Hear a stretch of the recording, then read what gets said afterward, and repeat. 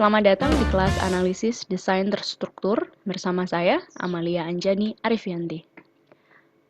Topik bahasan kita hari ini masih mengenai requirement atau kebutuhan. Jika sebelumnya kita sudah membahas mengenai functional requirement, maka hari ini kita akan membahas mengenai non-functional requirement. Seperti yang sudah teman-teman pelajari sebelumnya, requirement sendiri atau sistem requirement berasal dari dua jenis requirement. Yang pertama, business requirement, dan yang kedua, user requirement. Business requirement berasal dari proses bisnis suatu organisasi. Sedangkan user requirement lebih fokus pada kebutuhan dari pengguna itu sendiri. Beda. Jika business requirement, teman-teman bisa mengetahuinya jika melakukan observasi, melihat dokumen legalitas perusahaan, sedangkan user requirement, teman-teman harus melakukan wawancara atau metode lain di mana kita harus berinteraksi langsung dengan stakeholder. Kemudian, setelah didefinisikan menjadi sistem requirement itu sendiri terbagi menjadi dua jenis, yaitu functional requirement dan non-functional requirement. Kedua jenis requirement ini tertuang dalam requirement definition statement atau requirement statement. Lalu, apa bedanya functional requirement dengan non-functional requirement? Seperti yang teman-teman sudah pelajari sebelumnya, functional requirement lebih terfokus pada kapabilitas produk atau sistem itu sendiri, di mana sistem tersebut harus berjalan seperti yang diharapkan oleh pengguna. Misalnya, jika teman-teman akan membeli smartphone, maka functional requirement-nya smartphone tersebut harus bisa digunakan untuk komunikasi. Telepon misalnya harus bisa terkoneksi dapat dengan internet, bisa mengirim pesan, dan fungsi-fungsi basic, fungsi-fungsi dasar lainnya. Itu merupakan functional requirement. Sedangkan untuk non-functional requirement mendefinisikan tentang properties and constraint dari sistem. Maksudnya adalah ciri-ciri atau batasan dari sistem tersebut. Atau bisa kita katakan karakteristik dari suatu sistem. Sehingga misalnya kita bisa bedakan, oh ini smartphone merek Samsung, sedangkan yang satunya ini merek iPhone. Kita bisa melihat bahwa kedua smartphone tersebut memiliki karakteristik ciri khas yang berbeda. Itu merupakan non-functional requirement. Lalu, apa sih tantangan dalam pendefinisian non-functional requirement? Non-functional requirement itu sendiri biasa didefinisikan secara tidak formal, berbeda dengan functional requirement yang teman-teman dapat ketahui dari dokumen-dokumen ataupun kegiatan penggalian informasi secara formal. Jika non-functional requirement dia didefinisikan secara tidak formal, maka biasanya terjadi kontradiksi antara satu informasi dengan informasi lainnya. Yang kedua, biasanya sulit dikembangkan pada saat proses pengembangan.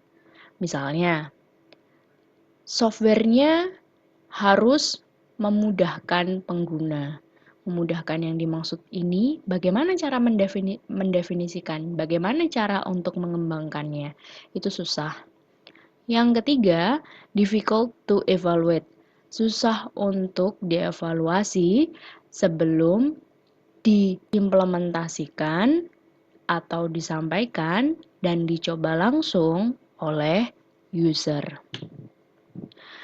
Selain itu, tantangan lainnya adalah sulitnya untuk mengukur non-functional requirement. Lalu bagaimana sih caranya untuk mendefinisikan non-functional requirement? Non-functional requirement sangat terkait dengan software quality. Yang dimaksudkan dengan software quality di sini, jika kita kembali lagi ke contoh mengenai smartphone, maka software quality ini terkait dengan misalnya kejernihan suara, kemudahan penggunaan, kecepatan pemrosesan, dan lain sebagainya. Software quality ini sendiri terkait dengan fitness to purpose. Maksudnya adalah kualitas harus sesuai dengan tujuan mengapa software tersebut dikembangkan. Apakah software tersebut mudah digunakan? Apakah software tersebut aman? Apakah software tersebut mampu memenuhi atau sesuai dengan yang user harapkan? Nah, ini semua termasuk dalam kualitas software. Lalu, kapan mulai mendefinisikannya? Kualitas software ini tadi didefinisikan pada tahap analisis. Seorang analis harus memahami bagaimana fitness for purpose akan diukur.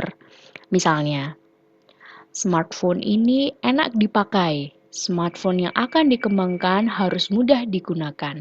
Nah, sekarang bagaimana cara mengukur enak digunakan ataupun mudah digunakan? Untuk mengukurnya, diperlukan faktor-faktor pengukuran. Dalam hal ini, kita membutuhkan faktor-faktor kualitas. Faktor-faktor kualitas ini harus mempertimbangkan customer atau user yang akan menggunakan software kita. Misalnya, faktor efisiensi, usability, security, dan lain sebagainya. Faktor-faktor kualitas tersebut terkait erat dengan desain kriteria, yang mana kriteria yang dimaksudkan dilihat dari sudut pandang teknikal. Misalnya, quality faktor yang diharapkan adalah reliability. Untuk mencapai kualitas tersebut, maka software harus menghasilkan hasil yang satu, akurat, dan dua, konsisten. Akurat dan konsisten merupakan desain kriteria, yang mana untuk mencapai kedua hal tersebut dapat diusahakan pada saat pengembangan softwarenya. Quality faktor masih sulit untuk diukur dan sifatnya abstrak, sehingga kita membutuhkan desain kriteria yang mana kriteria tersebut lebih mudah untuk diukur.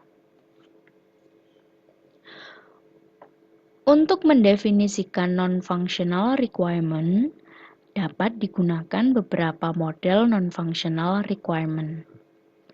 Model yang pertama adalah BOIM-NFR yang dikenalkan pada tahun 1992. Model ini dikembangkan berdasarkan utilitas software secara umum, yang terbagi menjadi 3 faktor. Faktor yang pertama adalah portability, yang kedua utilitas itu sendiri yang melekat langsung dengan software, dan faktor yang terakhir adalah maintainability. Ketiga faktor tersebut terbagi lagi menjadi beberapa faktor turunan. Faktor-faktor turunan tersebut didefinisikan atau terkait dengan beberapa desain kriteria. Model kedua yaitu McCall NFR yang dikenalkan pada tahun 2000. Model ini sama seperti model NFR sebelumnya, namun mengambil sudut pandang operasional, revisi, dan perbaikan, serta transisi. Kualitas faktor tersebut diturunkan menjadi beberapa subfaktor yang mana masing-masingnya terkait dengan beberapa desain kriteria. Model ketiga adalah FURP+. Model ini telah kita bahas di minggu awal perkuliahan. Model FURP+ merupakan model yang menjelaskan fungsional dan non-fungsional dari software. Pendefinisian non-fungsional dilihat dari sudut pandang URP+, yaitu usability, reliability, dan support. Yang termasuk dalam support antara lain security, batasan desain, interface, dan sebagainya. Pada model ini, tidak dijelaskan secara gamblang mana yang termasuk faktor kualitas dan mana yang termasuk desain kriteria, berbeda dengan dua model sebelumnya. Nah, kita sudah membahas mengenai non-functional requirement yang terkait dengan desain kriteria dan tipe-tipe dari model non-functional requirement. Lalu, kembali lagi, bagaimana cara mengukur non-functional requirement? Cara mengukurnya adalah dengan menurunkan quality factor ke dalam desain kriteria, yang mana kriteria ini lebih mudah untuk didefinisikan metrik ukurannya. Misalnya saja, untuk mengukur faktor usability didefinisikan atau diturunkan dulu menjadi kriteria ease of use atau kemudahan penggunaan. Kemudahan penggunaan ini, metriknya salah satunya adalah waktu untuk mempelajari penggunaan software. Maka, cara mengukurnya dapat dilihat dari seberapa lama seorang user dapat menggunakan software setelah melaksanakan training penggunaan software. Satu faktor bisa saja didefinisikan melalui beberapa desain kriteria, dan setiap desain kriteria dapat didefinisikan melalui beberapa metrik.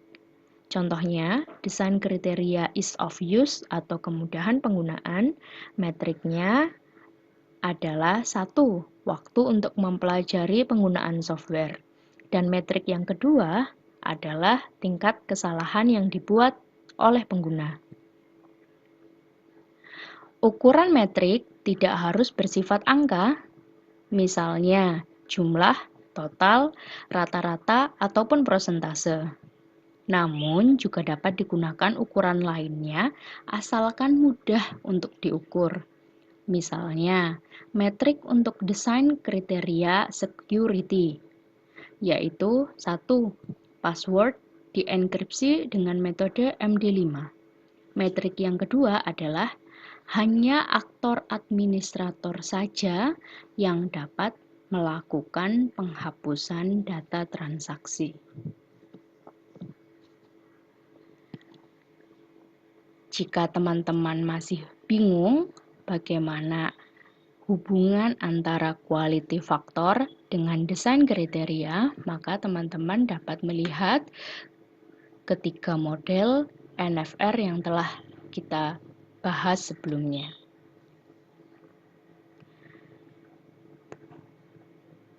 Jika non-functional requirement telah selesai didefinisikan, maka tahap berikutnya adalah menuliskannya ke dalam requirement statement.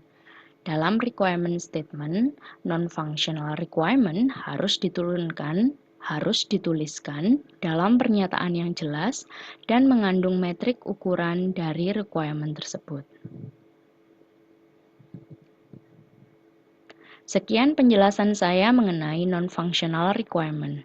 Sekarang, giliranmu untuk mempraktekkan dalam proyek kelompokmu. Semoga kita semua selalu diberikan kesehatan dan dapat melalui masa-masa sulit ini. Tetap semangat dan tetap bahagia. Terima kasih.